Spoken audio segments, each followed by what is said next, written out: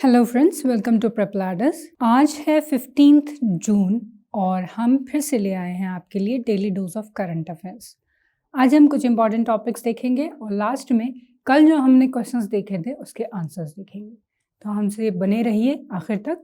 आज का पहला टॉपिक है हमारे सामने डिमोलिशन ड्राइव्स।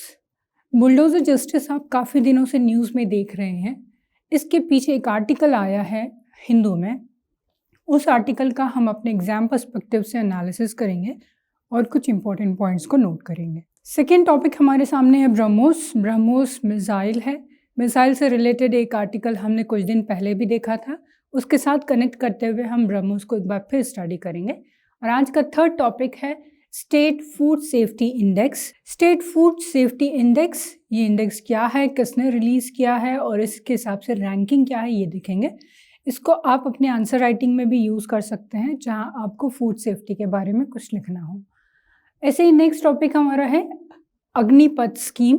ये स्कीम क्या है, किससे रिलेटेड है, ये भी देखेंगे, क्योंकि प्रीलिम्स में अक्सर ऐसे क्वेश्चन पूछे जाते हैं जिसमें आपको स्कीम का नाम दे दिया जाता है और आपको फॉलोइंग स्टेटमेंट्स करेक्ट है या नहीं ये आइडेंटिफाई करना होता है, या पर्टिकुलर स्कीम किस चीज़ से रिलेटेड है ये आइडेंटिफाई करना होता है। तो अग्निपथ स्कीम हम देखेंगे। और आज का लास्ट टॉपिक रहेगा एनवायरमेंट परफॉर्मेंस इंडेक्स। ये एक इंडेक्स है जो रिसेंटली रिलीज हुआ है। इस इंडेक्स में इंडिया का परफॉर्मेंस, इसके इंडिकेटर्स और सच अदर डिटेल्स हम आगे देखेंगे। तो आज के पहले टॉपिक की तरफ हम बढ़ते हैं, demolition drives. Demolition drive in international law. ये आर्टिकल हिंदू में आया था। ये शायद आपको ब्लर दिखाई देगा, आप इसको ओपन करके अपने गूगल ब्राउजर में देख सकते हैं। इसमें कुछ चीज़ें इन्होंने बताई है जिसको हमें देखना होगा। जैसे इंटरनेशनल लॉ से डिमोलिशन ड्राइव्स को कनेक्ट करके इन्होंने इसकी लीगैलिटी या इलीगैलिटी के बारे में बात की है। इस आर्टिकल में बेसिकली आपको तीन चीज़ें मिलेंगी, जिसमें constitution of India, United Nations Declaration on Human rights और एक और इंटरनेशनल कवेनेंट का जिक्र किया गया है। तो ये तीनों चीज़ों को हम बहुत क्विकली देखते हैं। इसमें सबसे पहला है कॉन्स्टिट्यूशन ऑफ इंडिया। आप सभी को पता है कॉन्स्टिट्यूशन में आर्टिकल 21 और आर्टिकल 25, ये आर्टिकल इस इशू से रिलेटेड है। आर्टिकल 21 राइट टू लाइफ होता है। राइट टू लाइफ में आपका हाउसिंग, आपके रहने की जगह, ये सारी चीज़ें इंक्लूडेड होती है। सेकेंड चीज़ इसमें जो बताई है वो United Nations Declaration on human right. तो इस डिक्लेरेशन में भी आर्टिकल 12 है जो कि पर्टिकुलरली हाउसिंग और हैबिटेशन से रिलेटेड है, यानी किसी भी इंसान को उसके अपने घर से ज़बरदस्ती या फोर्सफुली एविक्ट नहीं किया जा सकता है। इसी तरीके से जो ICSCR है, यानी international covenant on economic, social and cultural rights, इसके थ्रू से भी इस पर्टिकुलर कन्वेंट का आर्टिकल 11 कहता है कि किसी भी ह्यूमन बीइंग को उससे राइट टू लिविंग या उसके अपने घर का राइट नहीं छीना जा सकता है।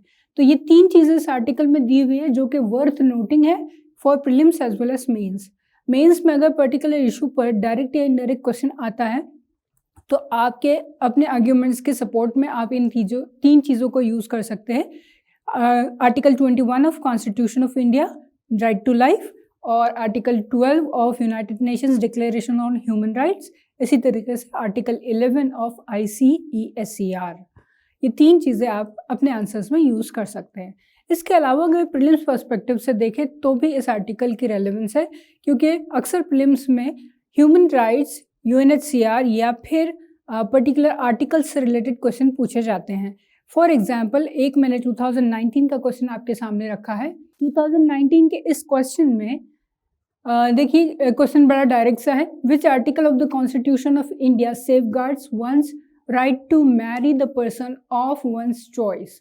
तो ये राइट टू मैरी की बात कर रहा है। ये क्वेश्चन है क्वेश्चन 2019 प्रीलिम्स का।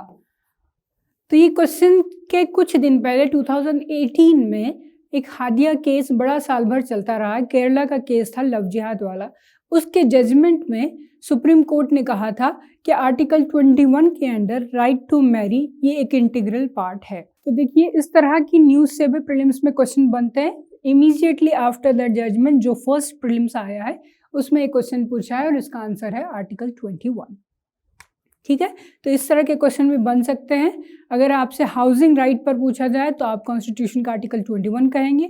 अगर आपसे ह्यूमन राइट्स की बात की जाए या ऐसे क्वेश्चन आए कि हाउसिंग राइट या right to life which of the following का पार्ट है, constitution of India, United Nations human rights और ICSER। तो ये सब चीज़ें आपको पूछी जा सकती है। तो यहाँ हमने कुछ इंपॉर्टेंट टॉपिक्स देखे हैं। अब हम बढ़ते हैं अपने अगले आर्टिकल की तरफ। ये है ब्रह्मोस या मिसाइल्स पर हमने 8 जून को काफ़ी डिटेल में एक आर्टिकल कवर किया था, जिसमें हमने टाइप्स ऑफ मिसाइल देखे थे। उसके अलावा इसमें कौन कौन से मिसाइल हमारे पास है ये देखा था, एक इम्पॉर्टेंट वेबसाइट देखी थी, कंपैरिजन देखा था क्रूज मिसाइल और बैलिस्टिक मिसाइल के दरमियान। ये सारी चीज़ें हमने 8 जून को कवर की है, आप उस वीडियो को जाकर देख सकते हैं। इसके अलावा ब्रह्मोस की जो स्पेसिफिक डिटेल्स है वो यहाँ हम देखेंगे। ये आर्टिकल बेसिकली 21 ईयर्स कंप्लीट होने पर इंडियन एक्सप्रेस में एक्सप्लेन के फॉर्म में आया है। ब्रह्मोस मिसाइल 2001 में ये प्रोजेक्ट स्टार्ट किया गया था और अब हमें इसके 21 ईयर्स कंप्लीट हो चुके हैं। ये प्रीवियस आर्टिकल में हमने डिटेल में देख लिया है। अब अगर इसका एक ब्रीफ ओवरव्यू देखना है तो हमने जिस वेबसाइट का जिक्र इससे पहले आपसे किया है उसी वेबसाइट पर हम चलते हैं। ये एक्सरसाइज सिर्फ इसलिए है ताकि आपको ऑथेंटिक वेबसाइट से इंफॉर्मेशन निकालना, इसकी प्रैक्टिस की जा सके। ठीक है, ब्रह्मोस एरोस्पेस का वेबसाइट का पेज आपके सामने है। हम ब्रह्मोस के जो स्पेशल फीचर्स है इसके ऊपर एक ब्रीफ ओवरव्यू लेते हैं। आप इस वेबसाइट को विजिट करके ज़रूर डिटेल में पढ़िएगा।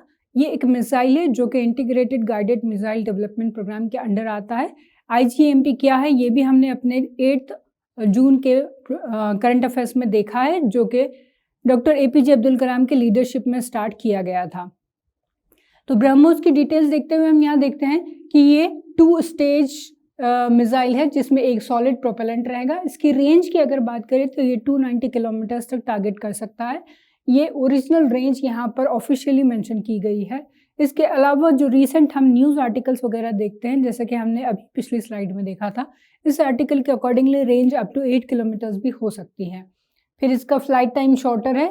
इसका जो मैकेनिज्म है वो फायर एंड फॉरगेट वाला है, यानी इसमें टारगेट की इंफॉर्मेशन मिसाइल को फॉरवर्ड करने से पहले ही फीड कर दी जाती है। ये प्रोग्रामिंग के थ्रू से फीड की हुई इंफॉर्मेशन मिसाइल खुद रीड करता है और आफ्टर फायरिंग हमें कोई भी एक्सटर्नल गाइडेंस या इंस्ट्रक्शन नहीं इशू करने होते हैं।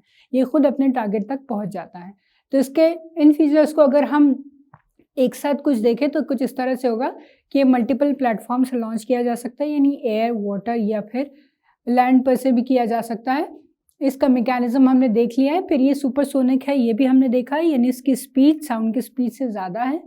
फिर इसमें लो रडार सिग्नेचर है, लॉन्ग फ्लाइट रेंज है, ये कुछ और स्पेसिफिक फीचर्स हैं। इन सर्विस अगर हमें देखना है कि हमारे पास कौन कौन से ब्रह्मोस है, तो हमारे यहाँ तीनों ही ब्रह्मोस है, यानी लैंड, वाटर और एयर वाले। जो 4th वाला है वो भी इन सर्विस टेस्ट किया जा चुका है, जो कि सबमरीन से यानी वाटर के अंदर से भी फायर किया जा सकता है। ठीक है, तो ये तो ब्रह्मोस का एक ओवरव्यू हो गया है।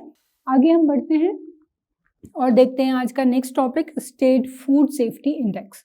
स्टेट फूड सेफ्टी इंडेक्स ये FSSAI का निकाला हुआ इंडेक्स है। FSSAI क्या है? Food safety standards authority of India. ये एक रेगुलेटरी बॉडी है जो कि इंडिया में फूड सेफ्टी को इंश्योर करती है और स्टैंडर्ड्स को सेट करती है। इस बॉडी ने ये इंडेक्स को रिलीज़ किया है। इसके अगर आप कंपोनेंट्स की बात करें तो 5 कंपोनेंट्स है। ये स्क्रीन थोड़ी ब्लर हो गई है तो इसके कंपोनेंट्स मैं आपको बताती हूँ। फर्स्ट कंपोनेंट है human resources and institutional provisions या इंस्टीट्यूशनल डेटा, यानी किसी भी स्टेट में फूड सेफ्टी को इंश्योर करने के लिए कौन कौन से इंस्टीट्यूशंस है या ह्यूमन रिसोर्सेज अपॉइंट किए गए हैं या कमिटीज़ बनाई गई है। इसको देखकर इसके ऊपर रैंकिंग की जाएगी। इसका वेटेज है 20%। सेकेंड आता है कंप्लायंस यानी FSSAI ने जो भी गाइडलाइंस सेट किए हैं उन गाइडलाइंस का कंप्लायंस कितना हो रहा है, इसे ग्राउंड लेवल पर फॉलो कितना किया जा रहा है, इसका 30% वेटेज है। नेक्स्ट आता है हमारे पास food testing, infrastructure and surveillance, यानी हर स्टेट में फूड की क्वालिटी और इसकी सेफ्टी को टेस्ट करने के लिए किस तरह का इंफ्रास्ट्रक्चर है, मोबाइल टेस्टिंग लैब्स है या नहीं, ट्रेन स्टाफ है या नहीं, ये सारी चीज़ें इसमें आएगी। ठीक है, इसका अगेन 20% वेटेज है।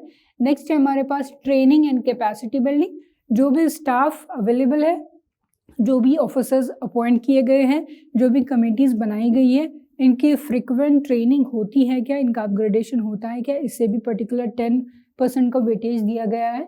और लास्ट हमारे पास है कंज्यूमर एम्पावरमेंट, यानी ठीक है, आपने इंस्टीट्यूशनल इंफ्रास्ट्रक्चर तो खड़ा कर दिया, आपने अपॉइंटमेंट्स भी कर दिए, सब कुछ कर दिए, लेकिन आपके पास कंप्लेंट्स ही नहीं आ रही है क्योंकि कंज्यूमर ही एम्पावर नहीं है। जो लोग फूड को कंज्यूम कर रहे हैं उनको मैकेनिज्म पता नहीं है कि किस तरह से वो अपनी कंप्लेंट्स को या ग्रीवेंसेस को रजिस्टर कर सकते हैं। तो ये भी एक इम्पॉर्टेंट पार्ट है जिसे 20% वेटेज दिया गया है। और इन 500 फैक्टर्स के बेसिस पर स्टेट्स की रैंकिंग की गई है, कौन से स्टेट में फूड सेफ्टी ज़्यादा है और कहाँ कम है। अब इस रैंकिंग के लिए स्टेट्स को 3 कैटेगरीज में डिवाइड किया है। पहली कैटेगरी है लार्जर स्टेट्स की, दूसरी कैटेगरी है स्मॉल स्टेट्स की और थर्ड कैटेगरी है यूटीज यानी यूनियन टेरिटरीज की। तो अगर हम लार्जर स्टेट्स की बात करें तो इसमें रैंक 1 आया है तमिलनाडु का, रैंक 2 है गुजरात का और रैंक 3 है महाराष्ट्र का। और लार्जर स्टेट्स में अगर हम पुअरेस्ट परफॉर्मिंग स्टेट जहां पर फूड सेफ्टी स्टैंडर्ड्स को फॉलो नहीं किया जा रहा है इनकी बात करें तो नीचे से रैंक 17 आया है आंध्रा का, रैंक 16 आया है बिहार का और रैंक 15 आया है तेलंगाना का। तो ये टॉप 3 एंड लोएस्ट 3 स्टेट्स है in terms of large states. Small states की बात करें तो बेस्ट परफॉर्मिंग स्टेट है हमारे पास गोवा और सेकंड बेस्ट परफॉर्मिंग स्टेट है मणिपुर। अगर बैड परफॉर्मेंस में हम बात करें तो स्मॉल स्टेट में 7th रैंक दिया है मिजोरम को और 8th रैंक दिया है अरुणाचल को। इसी तरीके से अगर हम यूनियन टेरिटरीज की बात करें तो बेस्ट परफॉर्मिंग स्टेट यहाँ पर आएगी JNK और सेकेंड नंबर पर है दिल्ली और वर्स्ट परफॉर्मिंग में आएगा दादरा नगर हवेली, दमन दीव एंड लक्षद्वीप। ठीक है, ये रैंकिंग आपको याद रखने की ज़रूरत नहीं है कि कौन से स्टेट को कौन सा रैंक मिला है, just for the sake of general information जो आप डिस्कशंस में या अपनी ऐसे राइटिंग वगैरह में यूज़ कर सकते हैं कि कौन से स्टेट्स फूड सेफ्टी स्टैंडर्ड्स को फॉलो कर रहे हैं और कौन से लैग बिहाइंड करते हैं। ठीक है, तो ये कुछ बेसिक इन्फॉर्मेशन हुई है। अभी कुछ देर पहले हमने ब्रह्मोस की ऑफिशियल वेबसाइट विजिट करके देखी थी। इसी तरीके से ये जो FSSAI है इसकी ऑफिशियल वेबसाइट हमें विजिट करनी है और पता करना है कि ये एक्चुअली कौन सी अथॉरिटी है, स्टैट्यूटरी है या नहीं है और इसका एम मिशन वगैरह क्या है। एक ब्रीफ ओवरव्यू देखेंगे हम इसकी ऑफिशियल वेबसाइट पर जाकर इसके अबाउट अस में। ये आपके सामने FSSAI की ऑफिशियल वेबसाइट खुली हुई है। इसके बारे में अगर आपको जानना है तो आप इसके डिटेल ज़रूर पढ़ सकते हैं। जैसे यहाँ पर मैंने इसके अबाउट अस में FAQs खोल रखे हैं। ये FAQs अक्सर एज इट इज़ आपको प्रीलिम्स में क्वेश्चन भी फ्रेम हो जाते हैं। तो यहाँ आप पढ़ेंगे कि FSSAI एक्ट 2006 क्या है। ये इसी एक्ट के अंदर इस्टेब्लिश एक बॉडी है, यानी ये स्टैट्यूटरी बॉडी है। इसके अलावा एनफोर्समेंट किस तरह से होता है, रिस्पॉन्सिबल कौन रहेगा इस एक्ट के एनफोर्समेंट के लिए, तो ये अथॉरिटी यानी FSSAI रिस्पॉन्सिबल है for implementation of this act. Who is the regulatory authority, ये भी FSSAI है। फिर इसके बाद FBOs क्या होते हैं, फिर कंज्यूमर्स किस तरह से इन्फॉर्मेशन को ढूंढ सकते हैं। तो ये सारे ही इंपॉर्टेंट FAQs यहाँ पर दिए गए हैं, तो इनको आप ज़रूर देखिए। इसके अलावा इनका अबाउट अस डिटेल में आप पढ़िए, इसमें आपको फर्दर इन्फॉर्मेशन मिलेगी। इनके होम पेज पर जाएंगे तो आपको इनके इम्पॉर्टेंट मिशंस वगैरह दिखाई देंगे। ठीक है, टाइम की कमी की वजह से हम यहाँ सारी चीज़ें आपको कवर नहीं करवा सकते, लेकिन आप इस वेबसाइट को ज़रूर विजिट करिए ताकि आपको इनके इम्पॉर्टेंट कैंपेन्स, जैसे कि यहाँ आपको ईट राइट कैंपेन दिखाई दे रहा है और इनके जो भी इम्पॉर्टेंट इनिशिएटिव्स हैं ये सारे यहाँ पर मिल जाएंगे। ठीक है, हम बढ़ते हैं आगे की तरफ। नेक्स्ट टॉपिक है हमारे सामने अग्निपथ स्कीम। अग्निपथ स्कीम ये बड़ी यूनिक स्कीम है जो रिसेंटली राइजिंग अनएम्प्लॉयमेंट को देखते हुए लॉन्च की गई है। ये अनएम्प्लॉयमेंट को कंट्रोल करने में भी हेल्प करेगी, फास्टर रिक्रूटमेंट्स करेगी और हमारी आर्मी को यंगर जनरेशन प्रोवाइड करेगी। तो इस स्कीम में एक्चुअली होने वाला क्या है, इसमें बहुत सारे अपॉइंटमेंट्स किए जाएंगे इन आर्म फोर्सेस जिन्हें हम अग्निवीर कहेंगे। जो हमारे young boys arm forces join करेंगे उसे हम अग्निवीर कहेंगे। ये अग्निवीर का जो एलिजिबिलिटी क्राइटेरिया है तो इनकी एज 17.5 से 21 की है, यानी जो लोग 17.5 साल के हो चुके हैं और जो लोग 21 साल से छोटे हैं ये लोग इसमें एलिजिबल है। ये लोग आर्म फोर्सेस में जॉब के लिए अप्लाई कर सकते हैं।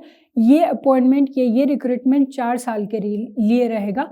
इन 4 सालों में ईयर वाइज इनके पेमेंट इंक्रीज होगी और इनकी सैलरी का एक पार्ट सेवानिधि स्कीम के अंडर सेव कर लिया जाएगा।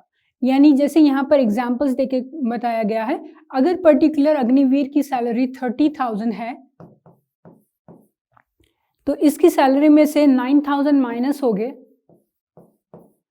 यानी ये अपने घर 21,000 ले जा सकता है। और ये जो 9,000 है ये सेवा निधि स्कीम या सेवा निधि में सेव हो जाएगा और इस सेवा निधि का इक्वली पार्ट गवर्नमेंट भी देगी। यानी 9,000 अगर अग्निवीर की सैलरी से जा रहे हैं तो अगले 9,000 गवर्नमेंट की तरफ से जाएंगे। इस तरह एवरी मंथ 18,000 उसके सेवा निधि में उसी के नाम से सेव होते रहेंगे। ये कंटिन्यू रहेगा for 4 years. At the end of 4 years इसमें टोटली 10 लाख के आसपास, 10 से 11 लाख के आसपास पैसे जमा होंगे और इस पर इंटरेस्ट भी एक्यूमुलेट होता रहेगा। यानी 4 साल के बाद जब अग्निवीर अपनी जॉब से रिटायरमेंट लेगा या उसकी जॉब जो ख़त्म होगी उस वक्त 11 लाख उसके अकाउंट में होंगे, जिससे वो अपना फ्यूचर प्लान कर सकता है, अपने फर्दर ड्रीम्स को परस्यू कर सकता है। इसमें आपको बस ये याद रखना है कि अग्निपथ स्कीम किससे रिलेटेड है, अग्निवीर्स कौन है, ये एक्चुअली आर्म फोर्सेस से रिलेटेड स्कीम है। इसमें गवर्नमेंट क्या कर रही है, 4 साल के लिए यंग बॉयज़ को आर्म फोर्सेस में, यंग बॉयज़ एंड गर्ल्स को आर्म फोर्सेस में अपॉइंट कर रही है। इसी में से इनकी सेविंग करके इनके फ्यूचर प्लान के लिए कुछ मनी सेव किया जाएगा। और इससे आर्म फोर्सेस को क्या फ़ायदा होगा, करेंटली जो हमारे पास प्रोसीजर है उसमें एक बार अपॉइंटमेंट होने के बाद 17 साल की सर्विस ली जाती है, जिसकी वजह से आर्म फोर्सेस में एजिंग का प्रॉब्लम हो रहा है। तो इस स्कीम के थ्रू से यंग जनरेशन आर्म फोर्सेस को सप्लाई होगी। ठीक है, ये एक ओवरव्यू आ गया है। हम आगे बढ़ते हैं नेक्स्ट टॉपिक की तरफ, जो कि एनवायरनमेंट इंडेक्स से रिलेटेड है। Recently environment performance index release हुआ है, जिसमें अनफॉर्चुनेटली इंडिया का परफॉर्मेंस बहुत ही बुरा रहा है।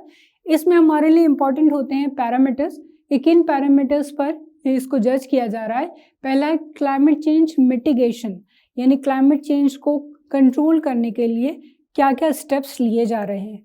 इसमें इंडिया का रैंक है 165 आउट ऑफ 180। दूसरा पैरामीटर हमारे पास है बायोडाइवर्सिटी, इसमें हमारा रैंक बहुत ही बुरा रहा है, 179 आउट ऑफ 180, यानी हम सेकेंड लास्ट है। इसी तरीके से नेक्स्ट जो पैरामीटर है यहाँ पर है एयर पोल्यूशन, ये भी एक इम्पॉर्टेंट पैरामीटर है, इसमें भी हमारा परफॉर्मेंस सही नहीं रहा है। इसके अलावा भी पैरामीटर्स की लिस्ट यहाँ पर दी हुई है, तो आप इसको ज़रूर देखिएगा। इसके अलावा एनवायरनमेंट परफॉर्मेंस इंडेक्स ये रिलीज़ किया जाता है by Yale and Columbia university. ठीक है, ये कुछ चीज़ें एनवायरनमेंट परफॉर्मेंस इंडेक्स से रिलेटेड है। इंडाइसिस पर प्रीलिम्स में क्वेश्चन पूछे हैं, उसके अलावा मेंस की जब आंसर राइटिंग करते हैं तो उसमें आपको अगर इंडिया का परफॉर्मेंस दिखाना है या अपने आर्ग्यूमेंट्स के सपोर्ट में कुछ इंडाइसिस पेश करने हैं तो उसमें से आप एक एनवायरनमेंट परफॉर्मेंस इंडेक्स दे सकते हैं। यहाँ से हम आगे बढ़ते हैं और कल के कुछ क्वेश्चंस देखते हैं जिनके आंसर हमें ढूंढने थे। ये वाला क्वेश्चन प्रीवियस ईयर से लिया गया है 2019 से, जिसमें वर्चुअल रियलिटी और ऑगमेंटेड रियलिटी पर स्टेटमेंट्स दिए गए हैं। फर्स्ट स्टेटमेंट है augmented reality, a simulated environment is created and the physical world is completely shut out। ये ऑगमेंटेड रियलिटी की बात कर रहा है और ये कह रहा है virtual reality images generated from computer are projected into real life objects और सराउंडिंग्स। अगर आप इसको गौर से देखेंगे तो आपको समझ आएगा कि यहाँ स्टेटमेंट स्वैप हो गए हैं। ये जो ऑगमेंटेड रियलिटी है इसकी एग्जांपल्स होती है, जैसे कि आप गूगल लेंस यूज़ करते हैं, आपने कोई चिड़िया देखी, आपने कोई फ्लावर देखा, या आपने किसी के पास कोई अच्छा सा पर्स देखा या किसी के पास शूज़ देखा, आपको वो चीज़ चाहिए या आपको उस फ्लावर या उस चिड़िया की पहचान करनी है कि ये पर्टिकुलर है क्या, तो गूगल लेंस से आप उसे स्कैन करते हैं और गूगल फिर आपको उससे रिलेटेड सर्चेस दिखाता है। तो ये एक एग्जाम्पल हुई ऑगमेंटेड रियलिटी की, यानी ऑगमेंटेड रियलिटी में आपके रियल वर्ल्ड एग्जिस्ट करती है और उसी पर प्रोजेक्शंस किए जाते हैं थ्रू मशीन्स। जबकि वर्चुअल रियलिटी में क्या होता है, आप वर्चुअल रियलिटी ग्लासेस आपने देखे होंगे, ये हेडसेट लगा लिया जाता है और हेडसेट लगाने के बाद आप रियल वर्ल्ड से कम्प्लीटली डिटैच हो जाते हैं और आप जो वीडियो एक्चुअली सामने देख रहे हैं या जो गेम आप प्ले कर रहे हैं उसमें आप खुद को फील कर पाते हो। तो ये रहेगा वर्चुअल रियलिटी, यानी वर्चुअल रियलिटी में वर्ल्ड कम्प्लीटली अलग हो जाता है, आपकी अपनी वर्चुअल रियलिटी वर्ल्ड अलग होती है। और ऑगमेंटेड रियलिटी में आप अपने रूम की, अपने सराउंडिंग की चीज़ें यूज़ कर सकते हो। ऑगमेंटेड रियलिटी के एक और एग्जांपल है जो पोकेमॉन गो गेम बीच में काफ़ी वायरल हुआ था। लोग कई कई घंटों तक पार्क्स में, रोड्स में, मार्केट्स में पोकेमॉन को ढूंढ रहे थे, तो वो जो पर्टिकुलर पोकेमॉन था उसको रियल वर्ल्ड से, आपके आसपास की गलियों से कनेक्ट कर दिया गया था। तो ये रहेगा ऑगमेंटेड रियलिटी। ठीक है, तो यहाँ अगर हम पहला स्टेटमेंट देखें कि augmented reality is a simulated environment which is created and the physical world is completely shut out, तो ये रॉन्ग हो जाएगा, यानी स्टेटमेंट 1 हमारा रॉन्ग है। सेकेंड है virtual reality images generated from the computer projected into real world, ये दोनों को आपस में स्वैप कर लिया गया है, तो सेकेंड वाला भी रॉन्ग हो जाएगा। तब हमारे पास बचते हैं 3, 4 एंड 4। तो 3 स्टेटमेंट क्या है, AR allows individual to be present in the world. Augmented reality क्या कहता है कि हम वर्ल्ड में प्रेजेंट रहें, तो ये हमने अभी देखा, ये सही स्टेटमेंट है। And improve the experience the camera of smartphone और पीसी। और लास्ट स्टेटमेंट हमारे पास है virtual reality closes the world and transposes an individual providing a complete immersion of experience, यानी वर्चुअल रियलिटी में आप वर्ल्ड से डिटैच होकर कंप्लीटली जिस चीज़ को देख रहे हैं उसमें इमर्ज हो जाते हो, यानी डूब जाते हो। तो ये जो स्टेटमेंट है ये भी करेक्ट है, तो हमारा आंसर हो जाएगा 3 एंड 4। ठीक है, अब बढ़ते हैं अगले क्वेश्चन की तरफ। यहाँ पर आपको मैच द पेयर्स करने थे। मैच द पेयर्स वाला ये क्वेश्चन है 2017 का। इस क्वेश्चन को अगर आप गौर से देखेंगे तो हमने संत एकनाथ के बारे में कल पढ़ा था, और संत एकनाथ का वरीवरकारी सकता संथाल्स ये महाराष्ट्र में नहीं होते हैं, इसलिए ये पेयर रॉन्ग होगी। और अगर आपने यहाँ से 3 कट कर दिया तो आपके पास बचते हैं 1 ओनली और डी। ठीक है, तो इन दोनों में से अब आपको आंसर निकालना है। तो हम 1 देखेंगे, चलिया साहेब फेस्टिवल सिंधीज। तो अगर आप इसके बारे में पढ़ेंगे तो ये एक करेक्ट चीज़ दी हुई है, ये सिंधीज का एक फेस्टिवल होता है। और फिर हमारे पास अगर इन 2 ऑप्शंस को देखें तो आंसर हो जाएगा ए। ऐसे ही हम इस क्वेश्चन की तरफ बढ़ते हैं। यहाँ पर फेमस प्लेसेस दी हुई है और उनसे रिलेटेड रिवर्स दिए हैं। तो जब आप तीनों ऑप्शंस को गौर से देखेंगे तो ये वाला जो ऑप्शन है हम्पी और मालप्रभा, ये सबसे कॉमन ऑप्शन है जो एनसीईआरटीज में भी दिया हुआ है। तो हम्पी एक्चुअली मालप्रभा पर नहीं, ये तुंगभद्रा पर है। तो अगर इस 3 को आप एलिमिनेट करते हैं तो बाय एलिमिनेशन टेक्निक आपका आंसर आ जाता है 1 एंड 2। इसी तरीके से जो हमारा कल का लास्ट क्वेश्चन था वो था डायबिटीज से रिलेटेड कि कौन सी डायबिटीज सबसे ज़्यादा प्रिवेलेंट है। और हमने डिस्कशन में ही देखा था कि टाइप 2 डायबिटीज सबसे ज़्यादा होती है, लेकिन टाइप 1 मेरली 2% होने के बावजूद भी सबसे ज़्यादा डेंजरस या फेटल होती है। ठीक है, तो ये कुछ क्वेश्चन के आंसर हुए हैं। इसी तरीके की इन्फॉर्मेशन लेने के लिए और daily dose of current affairs के साथ कनेक्टेड रहने के लिए हमारे वीडियोस को देखते रहिए, चैनल को सब्सक्राइब करिए और अपने वैल्यूएबल कमेंट्स हमें कमेंट सेक्शन में ज़रूर दीजिए। Thank you.